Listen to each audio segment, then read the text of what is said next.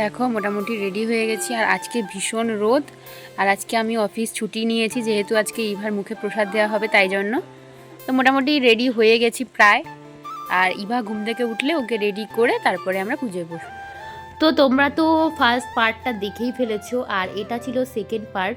এটা হলো ইভা সোনার মুখে প্রসাদ দেওয়ার পার্ট, আর আগের পার্টটাই ছিল গায়ে হলুদের পর্ব। তো তোমাদের অবশ্যই আশা করি ভালোই লেগেছে। আর এই পার্টটাতে তোমরা দেখতে পাবে যে ইভা সোনার মুখে প্রসাদ দেওয়া হবে। তো দেখো দু বোন এখন রেডি হয়ে গেছি, আর এই যে দুজনের লুক। তো একটু পরেই পুজো শুরু হবে, আর ইভা এখন ঘুমোচ্ছে যেহেতু, তাই জন্য আমরা যা যা করার কথা ছিল সব করে নিচ্ছি। তো কেমন লাগছে আমাদের এই সাজটা? তো সিম্পলের উপরেই সেজেছি। এই যে ইভার ফাইনাল লুক। এখনো টিপটি পরাইনি, তো পরাবো, ফটোশ্যুট করে নিচ্ছি। এই দেখো ইভা এখন রেডি হয়ে গেছে। আমরা এখন ইভাকে মুখে প্রসাদ দেওয়া হবে। আর এই যে আমরা দিদি কানে ধরছি রে। দেখো জেঠিমা এখন পায়েস করছিল, পায়েস হয়ে গেছে। এবার পুজোতে বসবো আমরা। জেঠিমা কিসের পায়েস করছো? এই চালের পায়েস করেছি। হ্যাঁ, ইভার জন্য করছে। হ্যাঁ, ইভার জন্য করলাম। আচ্ছা ঠিক আছে, কাজ করো। হ্যাঁ দেখো আমাদের বাড়ির মন্দিরে যেহেতু ইভা সোনাকে মুখে প্রসাদ দেওয়া হবে, তাই জন্য ঠাকুরমশাই কিন্তু সব কিছু আগে থেকেই রেডি করে রেখেছিল।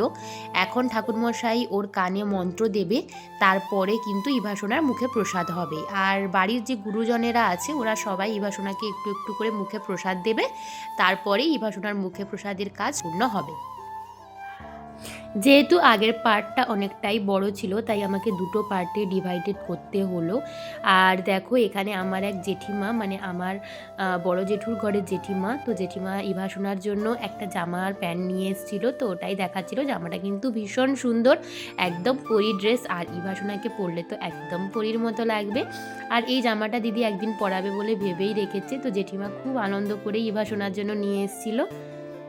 আর তোমরা তো জানোই যে ইভা সোনাকে আমরা কি কি দিয়েছি। ইভা সোনার রূপোর জিনিস রয়েছে অনেক, আর তার সাথে রয়েছে ইভা সোনার জন্য সোনার চেন, আর আমি আর ওর মিমোর তরফ থেকে দিয়েছিলাম কানের রিং। ইভা সোনা যেটা বড় হলে পরবে, এখন তো ও পরতে পারবে না, তাই বড় হলে ও পরবে। আর দেখো ওগুলোই ওকে পরাচ্ছিলাম। ও তো এত দুষ্টুমি করছিল, কিছুতেই পরতে চাইছিল না। দাদান আর দিদুনের দেওয়া যে চেনটা, ওটা মা পরিয়ে দিয়ে গেছিলো, আর বাকিগুলো আমি আর দিদি মিলে পরিয়ে নিচ্ছিলাম। চুন চুন চুন চুন করে কে, চুন চুন চুন চুন করে কে, ঢুকাও ঢুকাও চুন চুন। মালা মালার মুকুট আছে, মুকুটটা পাচ্ছে করতে। এটা ছোট ধরে নাম আছে।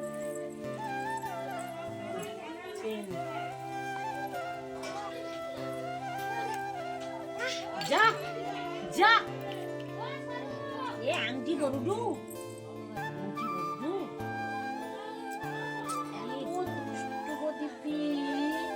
সত্যি কথা বলতে ছোটবেলা থেকেই আমাকে আর আমার দিদিকে আমার মা বাবা এটাই শিখিয়েছে যে কোনো মানুষের কাছ থেকে দামি জিনিসের আশা বা দামি জিনিসের দাবি করা একদমই উচিত নয়। বড়রা বা গুরুজনেরা যা ভালোবেসে দেবে সেটাই মাথা পেতে নেওয়া উচিত। আমি আর দিদি কখনোই তা নিয়ে কোনো অভিযোগ করিও না। যে যেটা দেয় বা যে যেটা ভালোবেসে দেয়, আশীর্বাদ করে দেয়, তাই সবসময় মাথা পেতেই নিই। তো ইভা সোনাকেও যারা যারা যা দিয়েছে সব কিছু ইভা সোনাও খুশি মনে নিয়েছে। আর আমরা মনে করি যে আশীর্বাদের থেকে বড় কিছু কোনোদিনও হতে পারে না। আর ভগবানের আশীর্বাদ তো আশা করি রয়েইছে সবসময় ইভা সোনার সাথে, তার সাথে গুরুজনের ভালোবাসাও রয়েছে।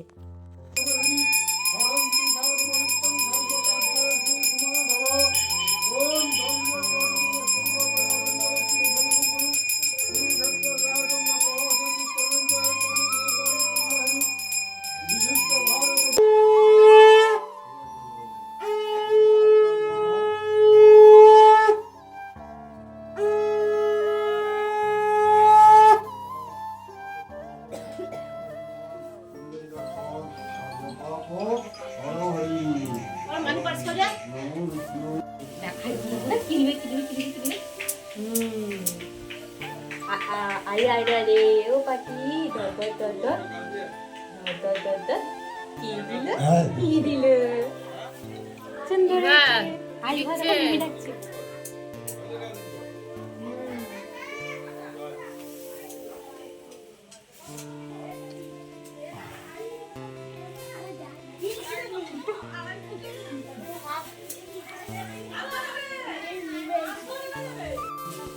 দক্ষিণ স্কন্ধে ত্রিবিক্রমায় নমঃ, বক্ষস্থলে মাধবায় নমঃ,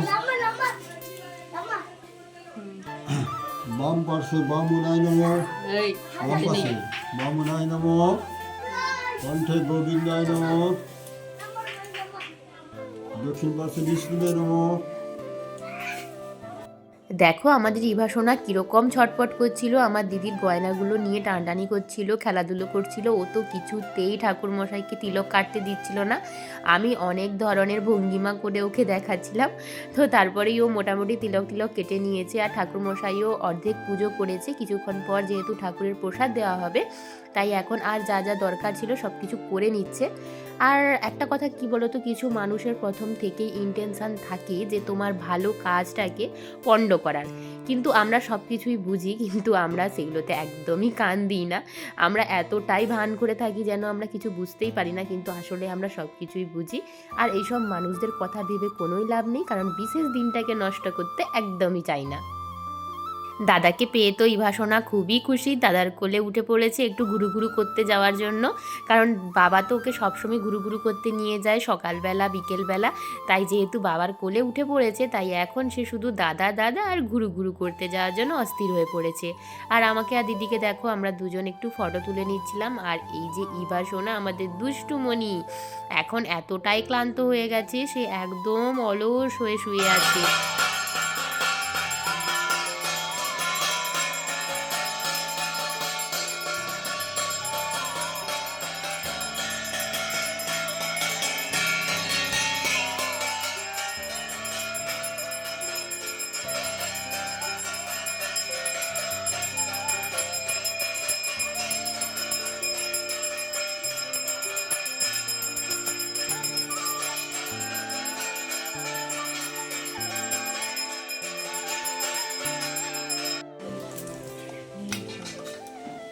বাচ্চাদের খালি দিতে গেলে তো মনে করবেন যে ভেতর প্রসাদ ছাড়া হয়নি। না না বাচ্চা কন্ন টন্ন দাও না না, আমি বলছি হচ্ছে গোপাল, 4 অক্ষরে নারায়ণ, 5 অক্ষরে মধুসূদন, এই যে 11 অক্ষর নাম আছে।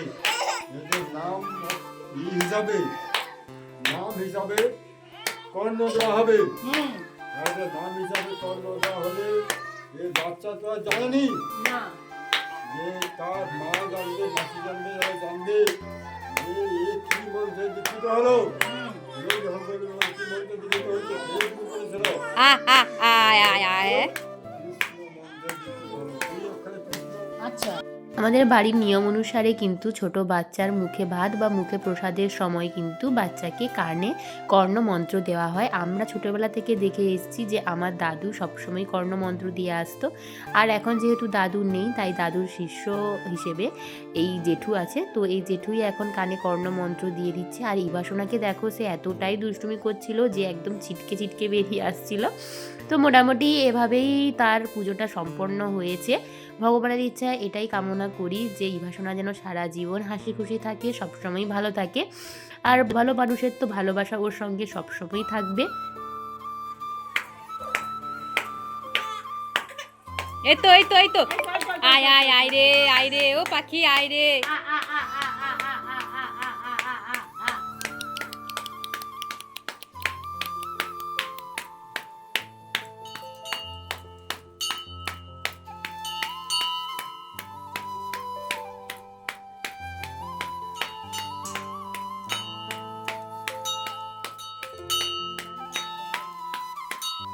এখন নিয়ম ছিল যে ইভা সোনাকে মাসি বা মামা কেউ একজন ঠাকুরমশাইকে কিছু অর্থ বা কোনো কিছু দিয়ে ইভা সোনাকে কোলে নেবে। আর যেহেতু ইভা সোনার তো মামা নেই, তাই আমি যেহেতু ইভা সোনার মাসি, তাই ঠাকুরমশাইকে কিছু দিয়ে তারপর ইভা সোনাকে কোলে নিয়েছি। আর এখন তো ইভা সোনা খুবই খুশি।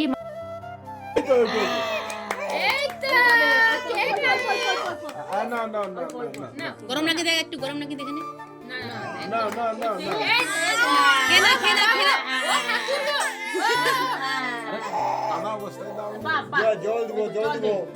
এই তো কে খাচ্ছে? দাদা জল ঢুক দাও তো ওর জল আছে চামচ দিয়ে জল দিয়ে দে। একটু বাস ঠাকুর বাহ বাস একটু জল দিয়ে দাও এই তো আমার সোনা না না এই তো মানু মানু ডাক আয়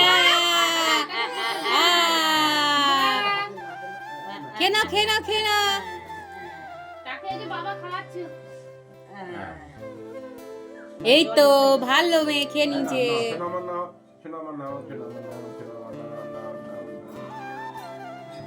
বাস এই তো আমি তো এবার মা খাওয়াবে বাবা খেয়ে নিয়েছে এই দিদুন খাই দিকে বা সবাই একটু করে খাই দিবে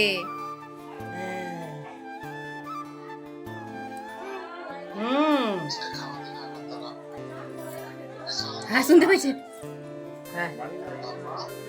বাবা এই না শোনা শোনা না দাদা নাচবে খাও শোনা এই না খেয়ে না খাও জন খাও শোনটা আরে বাবা মানুষ হাত ও ঠাকুর মশাইকে দেখছো বাস এই তো হ্যাঁ আমি প্রচুর চিৎকার করছে না তো ঠিক আছে ওকে রেখে দাও হ্যাঁ খাইলে কতটা না আরেকটু কম দাও বাস ঠিক আছে আমি রাখলাম তাকে ধরবো এবার জল বুঝি দাও জল আছে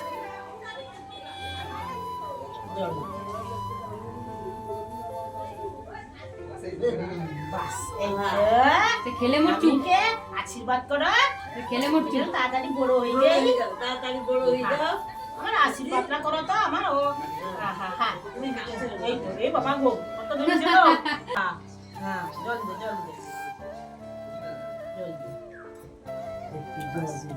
খেয়ে না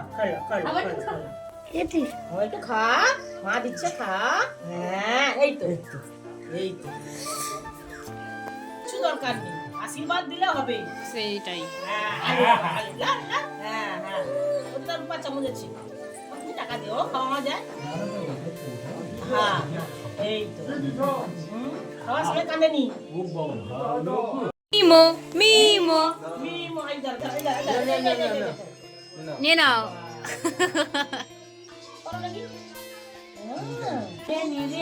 আশীর্বাদ করো তো সব লোক খাওয়া শেখাতে ও দাদাজি বড় হয়ে গেই তো দুষ্টামি তো রাত্রি বেলা খাবি নাতিবা কানু না নাতিবা কানু বাবা ওকে কষ্ট বড় করছি গো নাতিবা কানু নিয়ে